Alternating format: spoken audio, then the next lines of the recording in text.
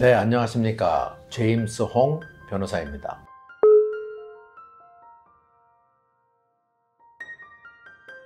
네, 취업 이민은요, 크게 노동청의 노동허가 신청이 한 축이고, 그 다음에 이민국의 영주권 발급을 위한 심사와 승인이 다른 축이 되겠습니다.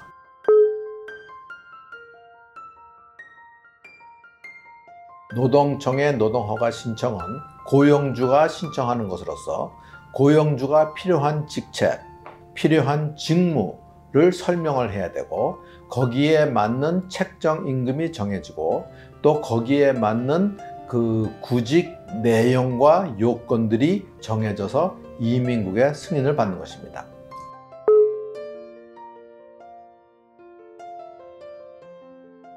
맨 처음에 고용주가 직책과 직무를 결정해서 노동청에 보내면은 그 노동청에서 심의해서 그거를 certify 합니다. 그것이 한국말로 하면 책정 임금 결정을 한다고 말씀드릴 수가 있겠습니다. 보통 기간은요, 지난 한 10년, 20년 동안 쭉 보면은 2달에서 10개월씩 걸릴 때가 있었는데, 지금 당장에는 한 6개월에서 7개월, 6개월 반 정도가 소모되고 있습니다.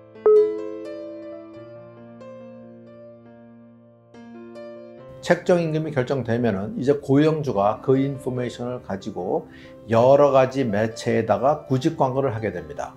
그 구직 광고를 하는 매체는 노동청에서 결정을 해서 여기 해라, 저기 해라고 결정이 나오는데, 구직 광고를 하되 될 수 있으면은 신청이 많이 안 들어올 수 있게 하는 것이 하나의 방법이고, 또한 신청이 들어왔다고 하면은 그 신청하신 분을 어떻게 테크니컬리 그 법을 어기지 않고 잘 디스퀄리파이를 시키는가가 어나더의 중요한 요건이 되겠습니다.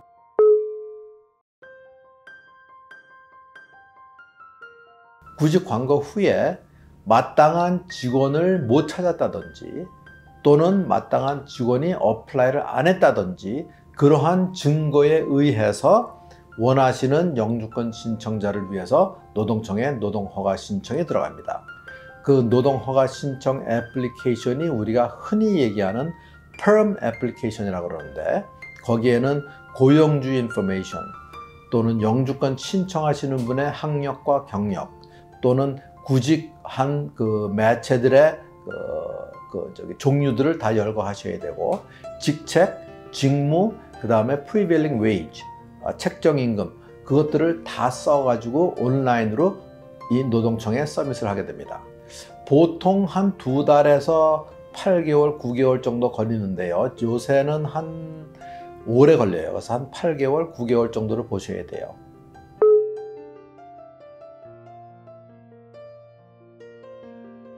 노동허가 신청서를 접수한 날이 본인의 영주권 신청 시작일이 되겠습니다.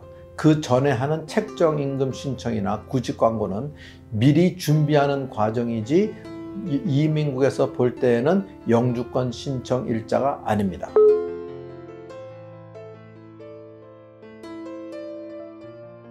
문제 없다 하고 승인서를 줄 수도 있고, 또는 애플리케이션 자체에 문제가 있어가지고 기각을 시킬 수도 있습니다. 또 하나는 애플리케이션에 문제가 있다든지 질문이 있다든지 해가지고, 또는 컴퓨터가 randomly 한 10%를 뽑습니다. 뽑아서 노동청 감사, Department of Labor Audit을 할 수가 있습니다. 그거는 노동청에서 이러이러한 질문이 있으니까 여기에 대답을 해주세요 하고 통보를 하는 것인데, 그 통보가 나오면은 30일 내에 노동청에 대답을 해서 보내줘야 되는 것이 레귤레이션입니다.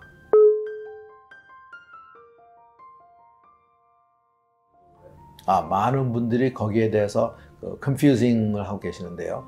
perm이 승인이 되는 거는 영어로는 labor certification이 certified 됐다고 합니다. 그래서 wording은 labor certification, 그렇기 때문에 이제는 회사에서 일을 해도 되는 거 아닙니까? 라고 물어보시는 분들이 많은데, 노동청에서 승인된 labor certification은 모든 조건이 맞으면은 영주권 신청을 해서 영주권을 받을 수 있다는 승인서이지, 일을 시작해도 된다는 승인서는 아닙니다.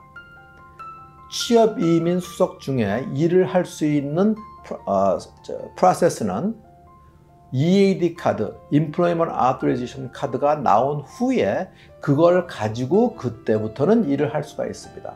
그 EAD 카드는 이민국에서 발행하는 것이기 때문에 노동청에서 받는 노동허가 서티피케이션 페이퍼 가지고는 일을 할 수가 없습니다.